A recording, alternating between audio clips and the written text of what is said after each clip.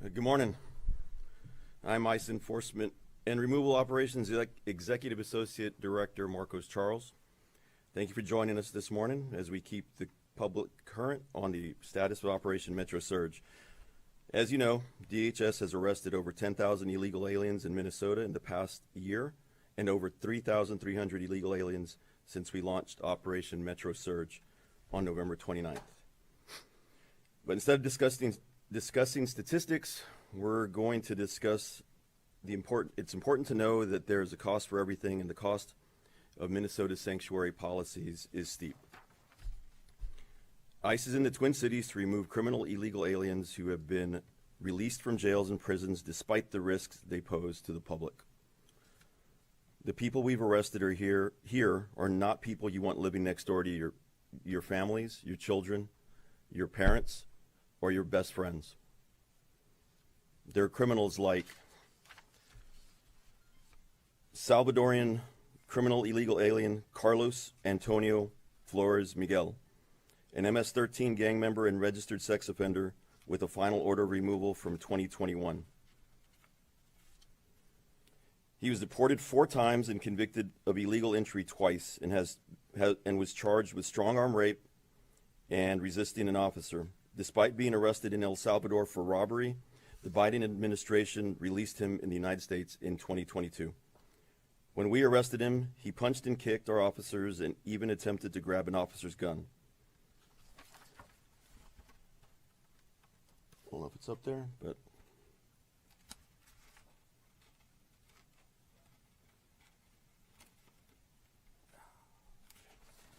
this is our jump. This is the people that these protesters are protecting.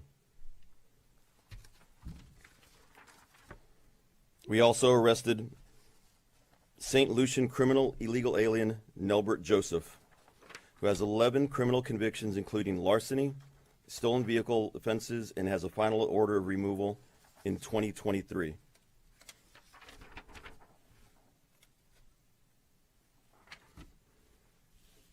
We picked up Cuban criminal illegal alien Ivan Rodriguez Lopez, who has a final order of removal from 2018 and was convicted of assault, possession of methamphetamine, theft, and burglary. He also has prior charges for neglect or endangerment of a child and a DUI. These are the people protesters are protecting. We picked up Cuban criminal illegal alien, it's the wrong guy. Another one is the Laotian criminal illegal alien Yao Li, who was convicted of second-degree murder.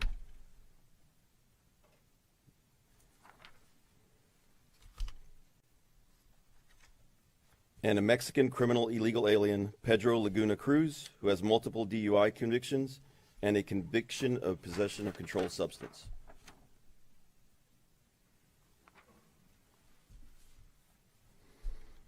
These are the people who the church agitators were protesting for. These are the people the violent agitators ramming our vehicles and attacking our officers are trying to defend. It's easy to debate immigration enforcement when it's abstract, but behind every one of these arrests is someone who committed a crime that put your friends, family, neighbors, community in danger. The public deserves to know exactly who ICE has taken off the streets and why we're here today. It's my responsibility to make sure everyone understands that ICE is only in this state to pick up the ball that local leadership has dropped. Today, I want to ask Governor Walz and Mayor Frey directly, please honor our immigration detainers that we've lodged against criminal illegal aliens in Minnesota, in the state's jails and prisons. Please work with us instead of against us. Please remember the victims whose voices are no longer here to speak for themselves. Please stop creating obstacles to keep Minnesotans safe. We're all on the same team, and our cooperation will save lives. I'd like to turn this over to Commander Greg Bovino. Thank you, sir. Thank you, sir.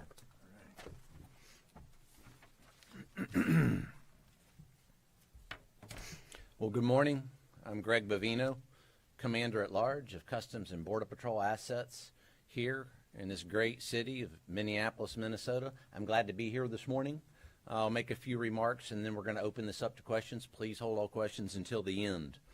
Now, folks, we've seen the excellent work that Mr. Marcos Charles has detailed here. This excellent work on these screens here. Marcos, you and your team are out there every day, Border Patrol, ICE, and those allied teams, and they're taking these folks off the streets. These folks were walking the streets less than 24 hours ago.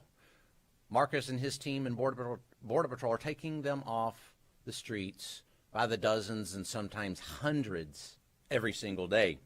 So that's some fantastic work.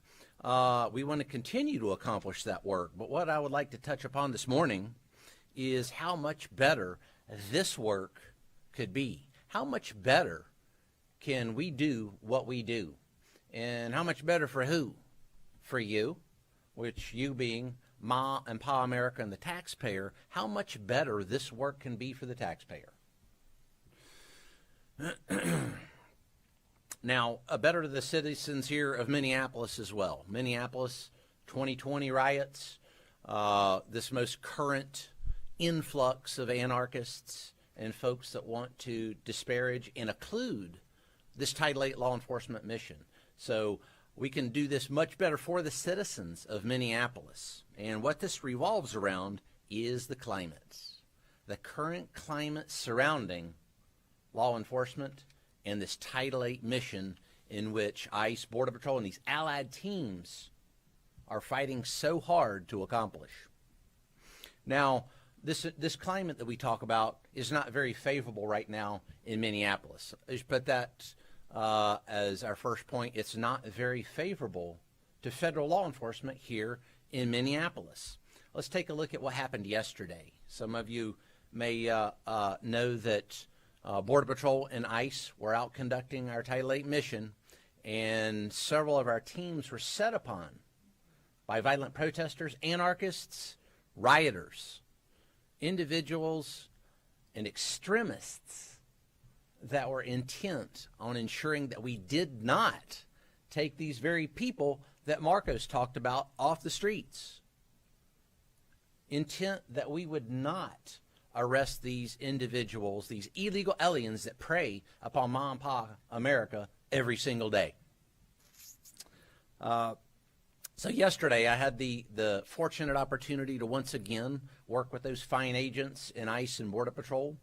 And in doing so, from the very beginning of the shift all the way through the end of the shift, all day long, it was a running battle with those very extremists that I've talked about. So as we were looking to conduct that targeted enforcement against some very vile criminals, we were met with resistance. One of those criminals that we were after was Victor Urice, Mr. Victor Urice, a target that we were after yesterday. This individual is a convicted felon from Mexico with serious weapons offenses, fleeing from police, and a criminal rap sheet so long that I can't remember it all. That's who we were after yesterday. Now, as we were after Mr. Urice, we were set upon rioters who tried to stop us at every point yesterday. Simply using the restroom at a gas station was met with significant resistance. A lot of people would call that stalking. I don't think any of us would like to be stalked, but being stalked for 8 or 10 hours at a time is not a very favorable climate. Hey, folks, where were the cops yesterday? Where was Minneapolis Police Department during that 8-hour stalking events? Anybody care to venture a guess? I'd like to venture a guess, and it's I don't know. So it's that climate we're talking about. Violent mobs of rioters who became violent towards the end of the day. Our very last stop at a gas station was met with violence. Individuals that perpetrated violence against our Border Patrol agents, forcing us to take action, not against Victor Urice, the individual that we were after, but to take action against those violent anarchists who didn't want us to catch Victor Urice, if you can believe that. Absolutely unbelievable. Hey, where were the cops during that 8 hours of stalking and violence? Where was Mayor Fry? Where was, oh, I don't know, Governor Waltz? I didn't see him around anywhere. You know, there's a saying, I think Thomas Paine said that in one of his pamphlets, Common Sense. He said politics and politicians on their very best day are barely tolerable evil. Is this Mayor Fry's very best day yesterday? Oh, I don't think so. Absolutely not. So put yourselves as the media and the press there. Would you like to be stalked all day long with folks that want to hurt you all day long? Think about that. Also, I'd implore upon you to report that. We were forced to utilize less lethal devices again yesterday to keep the public safe, to keep the Border Patrol agents safe, and so that we could continue to conduct that Title VIII mission. That's our job here. We're not going to be deterred in conducting the Title VIII mission, no matter what that climate is, no matter that violent rhetoric by Mayor Fry, Waltz, and others, individuals that come into churches, as Mr. Charles said. We're not going to be deterred from that. So CS gas, pepper balls, a whole litany of less lethal devices were used to ensure that our agents, those agitators and rioters, and the public were safe, and that we continue to conduct that mission. Citizens were failed twice yesterday. They were failed twice yesterday.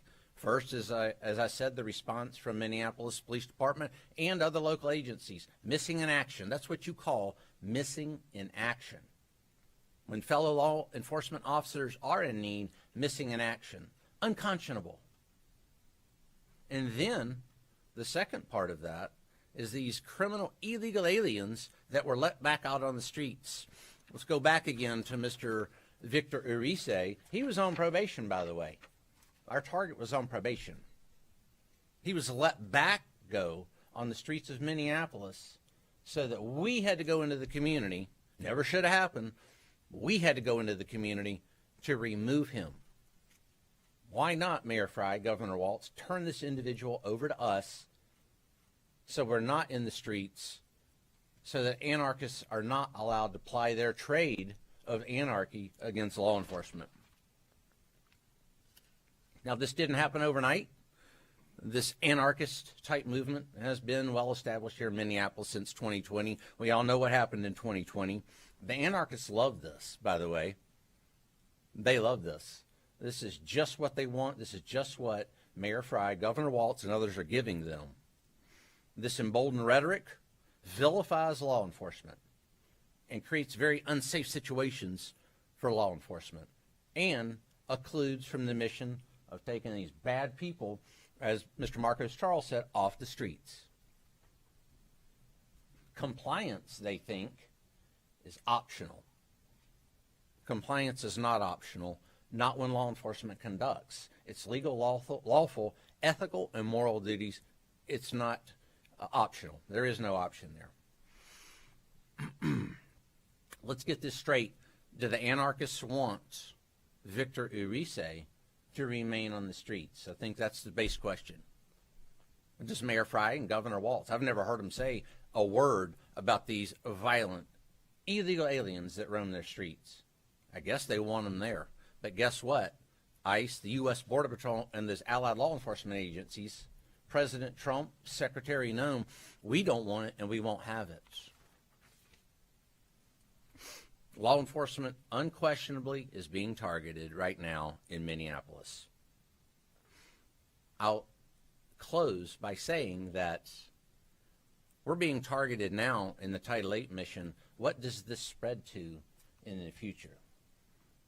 That rule of law and order, what else will that spread to? Maybe some speeding tickets, or maybe another law or situation that someone doesn't agree with. It'll spread to that as well. We're not going to allow that to happen here in Minneapolis or anywhere else. We're here to stay the course. We will stay the course.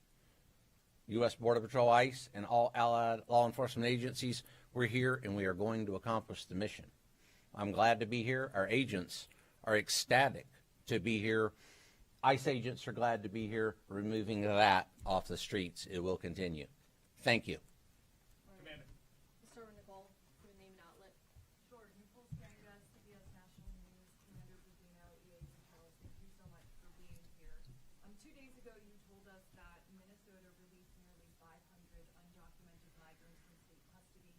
instead of transferring them over to ICE. And we took those numbers to Paul Schnell, who is the commissioner of the Minnesota Department of Corrections. He calls it fundamentally false. He said, as a matter of policy, DOC cooperates with ICE and ICE detainers. He showed us multiple examples of convicted criminals serving time in Minnesota state prisons, including names that you displayed on these screens, and he showed us how they were transferred from state prisons into DHS custody days before.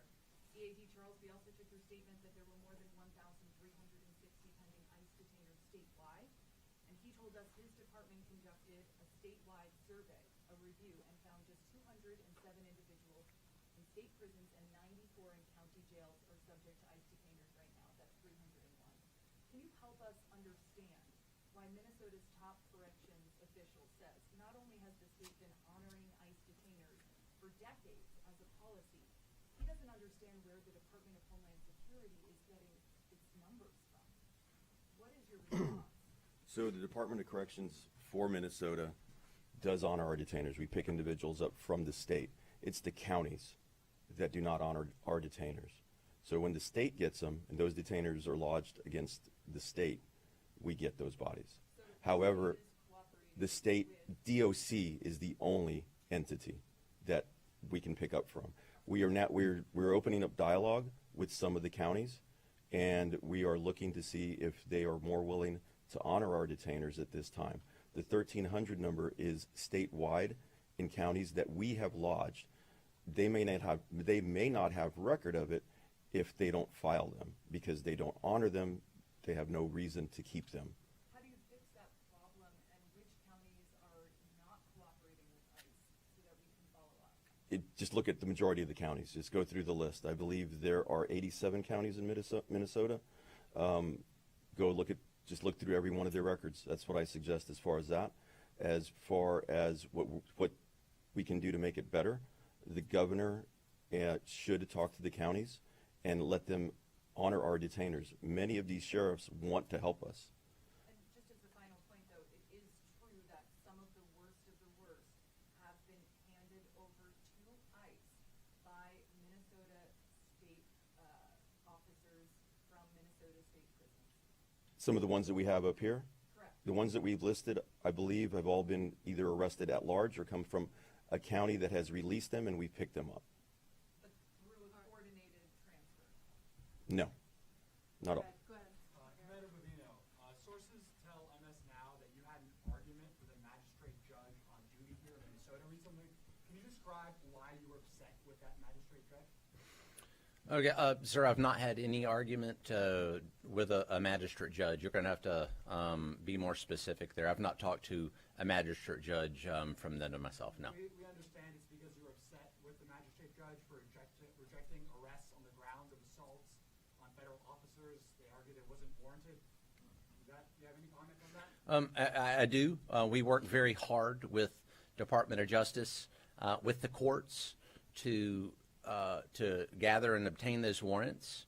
One of those warrants, we'll go back to Victor Urice here.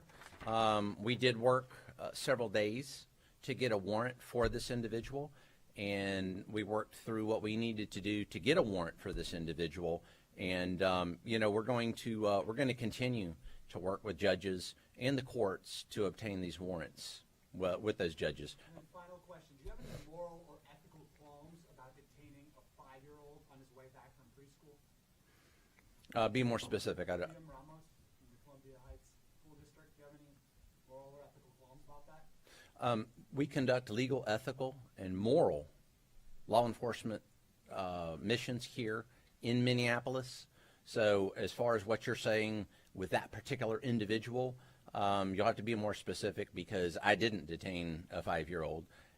And we're going to continue with that law enforcement mission. Oftentimes you will see violent illegal aliens that perhaps do have families. And those violent criminal illegal aliens are going to be arrested. I've got no qualms about making America a safer place when we arrest those illegal aliens. Next question. Commander Alex Capriello with News Nation. You talked a lot today about the hostile environment that your agents are facing. We do know that military assets, namely National Guardsmen, are literally waiting in the wings for the president to invoke the Insurrection Act to actually provide that backup that the potentially you might need. Would you encourage the president at this moment, given what you've seen on the ground here in Minneapolis, to invoke the Insurrection Act to help you? I give Secretary Noem and the president, as do the other law enforcement leadership here, information briefs and data points multiple times a day so they can make any decisions that they need to make as to whether to put troops on the ground or not. So I'll leave that for President Trump and Secretary Noem based on the vast amount of information that is parlayed to them each day. And a quick follow-up, you used some tear gas yesterday, and I know you just mentioned it, but obviously there was a recent ruling that was an appeal from the Department of Justice to allow your agents and federal agents to use those types of measures. Can you comment on what that allows you and your men and women to actually do out here on the ground? Sure. I believe the case you're talking about was overruled and yesterday by a higher court anyway. It wouldn't have mattered because we follow the law. When we utilize less lethal munitions or any use of force, it's called the minimum use of force necessary to either effect an arrest and or accomplish a mission. So we did that. Whether or not that ruling was in effect, we still did that yesterday. Our agents are being violently assaulted by agitators and anarchists, and the use of that less lethal is something that I always call more than exemplary. A great use of force yesterday to keep agitators, Border Patrol agents, and the public safe. Let's go again to that word less lethal. Less lethal. If we didn't have those less lethal munitions to utilize the minimum amount of force necessary to effect an operation and or an arrest, what's next? Go ahead, right here. Omar Jimenez with CNN. Just follow up on the 5-year-old boy we were on to his father. The father, as our record shows, is detained in Texas. Just can you confirm that the 5-year-old was also sent to Texas with that father and why he wasn't left staying here in Minnesota? And just to follow up on that, you talked about the stalking as you described it. Are you saying you called for Minneapolis police help and they didn't respond? I'll go the second part of that first. As far as the stalking, Minneapolis Police Department's been called on several situations that they have not responded. Yes, by the patrol. Let me give you a specific example other than yesterday. Yesterday was 8 hours of that. But let me go specifically to 2 days ago. We had 2 off-duty agents in a restaurant eating.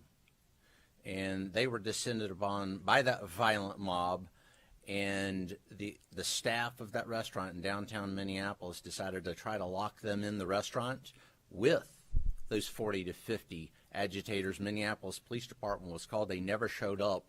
Our agents were in there for 45 minutes, and we called a tactical team that went out to extract those agents from that restaurant. So that's what we're up against. As far as state and local help, if that gives you any indication of the depth and scope of that. Now, as far as the 5-year-old and the father, I'll let ICE answer that because we turn our detainees over to ICE, and they do a fantastic job of discerning what and how that's going to happen. Just one follow-up to you, Commander, before you turn it over, was, I've seen you in multiple cities to this point, in Chicago, here in Minneapolis as well, and the tactics have been very public, very public-facing, just from a bystander perspective. It seems like that's the point, correct me if I'm wrong, but why not take care of some of this enforcement during hours where you would be less likely to encounter the public to that effect, less likely to detain an American citizen who might be obstructed? We go where the threat is, and we're going to go at the optimal time where those threats are present. Take serving a warrant, things like that, or these targeted enforcement efforts. What you may not realize is those efforts occur 24/7. Oftentimes, we cannot control where that suspect is at a given time, but what we can control is a safe time to apprehend that suspect. Oftentimes, that's early morning hours or when we encounter that individual that's alone or perhaps not near a crowd. So that's why we're in an area. It's just even getting in or near the area we're set upon by anarchists and rioters and things like that. All right, right here. Frankie with WTCO here in CBS. Do you have any updated numbers of how many agents are Sure, I won't give you an exact number.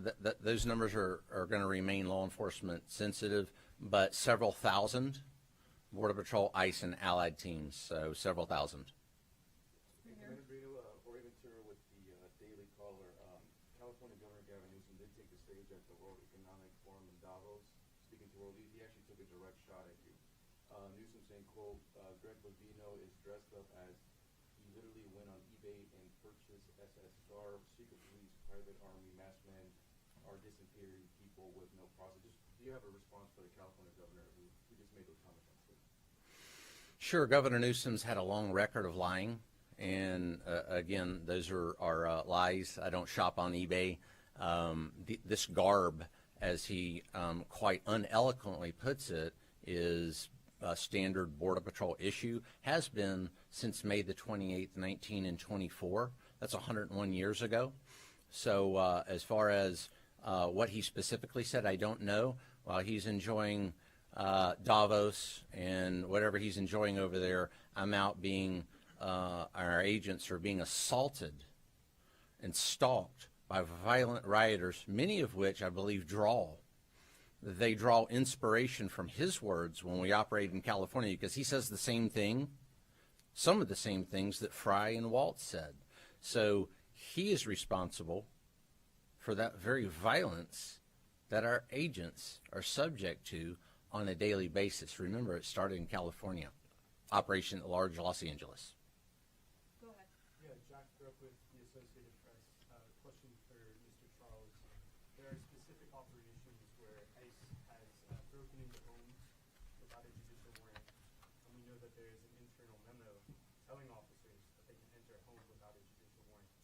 Do you feel that you're justified in entering a home by force using only an administrative warrant? And if so, how often have you done that in Minneapolis? So first off, we don't break into anybody's homes. We make entry in either a hot pursuit with a criminal arrest warrant or an administrative arrest warrant.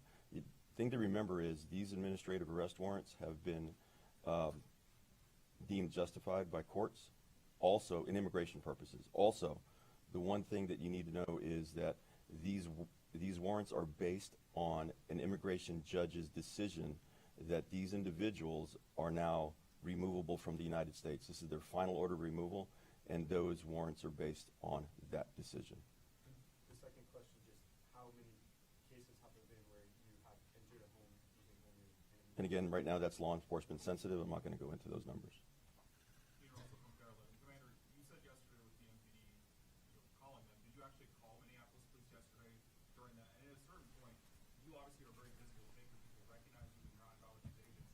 Do you think that your presence on these operations is helping or hindering in the moment? Sure, I think anytime law enforcement is conducting that tightly mission, it certainly helps.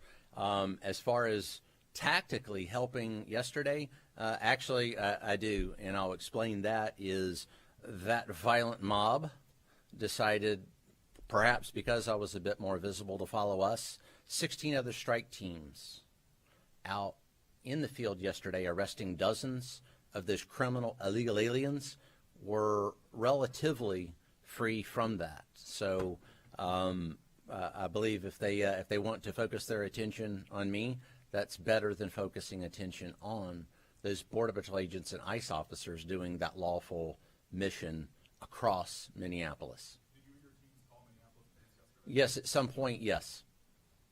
All right, last question right here. Eric Shalou from KCB. Thank you for taking our questions. People in Minnesota want to know when this surge will end. Has there been a date set? Is there a certain number of people you want to apprehend before you decide to ease the surge?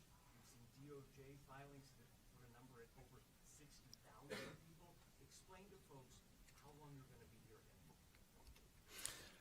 As Marcos's team and U.S. Border Patrol work together, and we continue to apprehend dozens, if not hundreds, of these criminal illegal aliens a day, we're going to continue conducting that mission. We're not going to put a date or a timeline to stop this mission. This mission's ongoing until there are no more of those criminal illegal aliens roaming the streets of Minneapolis. Is there a number, though? You have to have a file. There is a number, and it's called all of them.